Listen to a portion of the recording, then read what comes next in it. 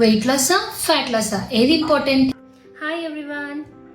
చాలా మంది weighing scale మీద నెంబర్ మారకుండా అలాగే ఉండిపోతే చాలా నిరాశపడతారు. కానీ మరి నిజమేంటో తెలుసా? బరువు అంటే ఓన్లీ కొవ్వు మాత్రమే కాదండి, మన శరీరంలో ఉండే నీరు, కొవ్వు, కండరాలు, ఎముకల బరువు అన్నీ కలిపితేనే మన బరువు.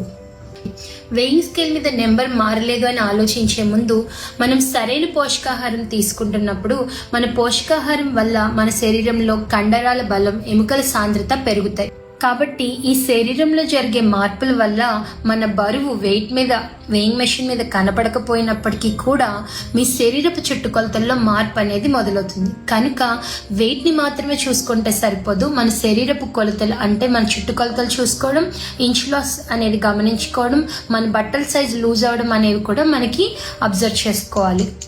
సో మీరు ఫోకస్ చేయాల్సింది వెయిట్ లాస్ మీద కాదు, ఫ్యాట్ లాస్ మీద. మీరు మరిన్ని వివరాలు తెలుసుకోవాలనుకుంటున్నారా? నాకు DM చేయండి. Thank you.